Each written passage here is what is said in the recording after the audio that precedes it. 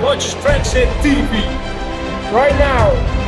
I'm Tochukwu Michael. Keep watching Transit TV. Working 7 games this season. Ketia, I'm not sure he has scored any goal. And he had a chance as well today. They created one chance in them. Do you think Ketia needs to be dropped for Matete, who looks to be a crowd favorite at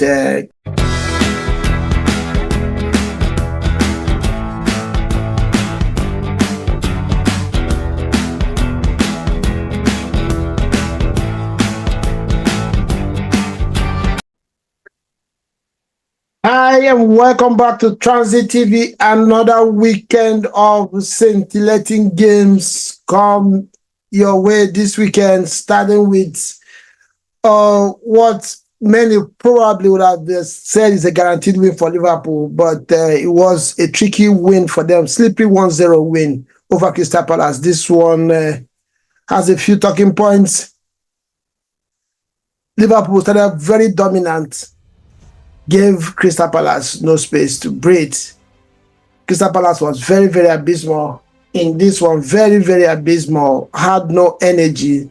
Looked very uncoached. Looked like they don't have any idea. Looked like they did no work over the week preparing for this game.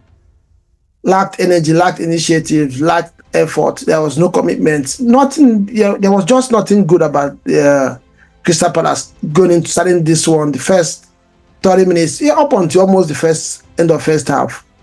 And this is not to take anything away from Liverpool, who have been very systematic when under Arne Slot.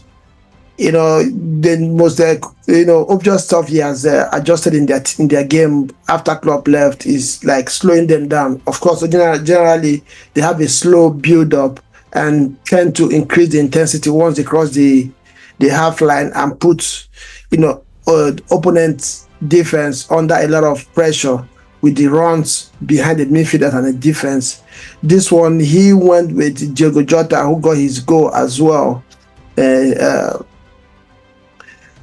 Cody Gakpo had a very good game, starting in this one as well. Salah has been a key man for them this season. Had pretty relatively quiet game, and it was all about Liverpool. In this one, all through the first half, it looked like was going to be a goal feast for Liverpool. But EPL, always you cannot write any game off, you cannot write any team off until you hear the final whistle. We saw that last week as well with Arsenal and Leicester City. So first half ended 1-0 in favor of Liverpool. Looked like Liverpool was cruising. Looked like they're only going to score more goals in this encounter, but coming out from the break, it looked like Crystal Palace eventually probably went in and watched the videos of their preparation for this game and came back to kind of execute the plan the coach had for them. And sometimes misfortune also becomes a good omen for teams. They had 2 injuries that forced them to make substitutions. Munoz went off. Mitchell, think, had a muscular issue as well. They started the game with 3 men behind, 3 men defense and 4 midfielders and 2 strikers.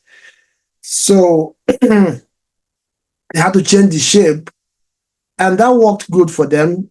This guy came in, Matete came in, joined Nketiah up front, 2 strikers in front, and they went to flat 4.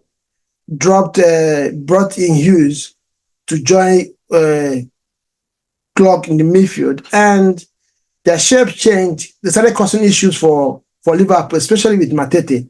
He dropped in between the lines to assist with build up and release to Nketiah. Eberechi all of a sudden came to life in second half with this change of shape. He had almost had no impression. He was very anonymous in the first half. So things started to change for Crystal Palace, and Liverpool was finding it difficult to curtail them. They created some chances as well, manufactured some chances. The biggest of it all was the one that Eze would have taken. That was around the 82nd minute of the game, and if he had taken that chance, probably they would have gotten something out of this one. Matete again drops behind Nketiah, picked up a breakaway pass, and made a few covered a few yards and released Eze. All he needed to do was just choose one, both either side of the goalkeeper. But what did he do? He scuffled it and made it an easy catch for the substitute goalkeeper for Liverpool. And that chance went begging. The biggest talking points in this one were, of course, the injury to Alisson. We commiserate with Liverpool and hope that he recovers quick. Obviously, it was a hamstring injury. You know that one always takes a minimum 3 weeks. He probably, nobody knows when he's going to be back, and Liverpool are really going to miss him, considering the gap between him and the substitute goalkeeper that we saw today, who, of course, kept a clean sheet, but you could see that there's a whole lot of difference between him and Alisson. The another talking point was the penalty shot by Crystal Palace. Van Dijk, looked to have held Gay too long, but this again, the inconsistencies that you have with referees in EPL, sometimes you don't even know what the rules are anymore.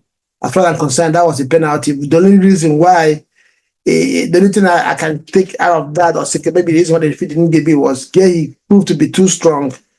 I think if he was to be a striker, he probably would have gone down earlier than, before Van Dijk, left hold of him, and probably would have made it easier for the referee to call the foul, but of course the referee didn't.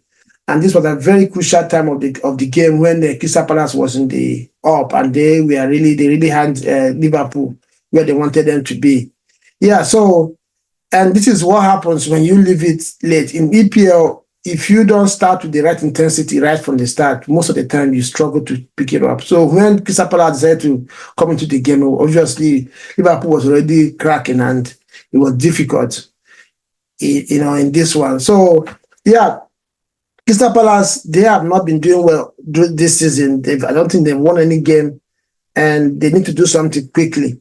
Nketiah is not looking like he's going to be able to lead the Lions for them, but the new coach came in, bought Nketiah, invested 30 million on him, so we're going to give him a chance, which is the reason why Matete has not been playing. And Matete has been the best striker in EPL since the turn of the year. He's the third behind Erling Haaland, and I can't remember who the second person striker. I don't know if it's Salah. And he's the third since the turn of this year. So that tells you the form he's been on. But somehow he's not starting.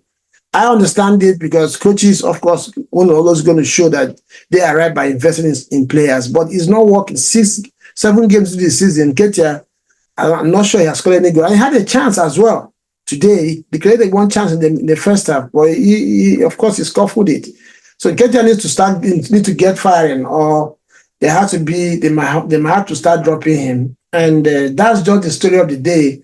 Liverpool can maintain their stay at the top of the table. Now 18 points out of possible 21, followed by Man City, 18 points, and Arsenal as well. Only goal difference differentiating those two teams. Yeah, that's the story of the game today.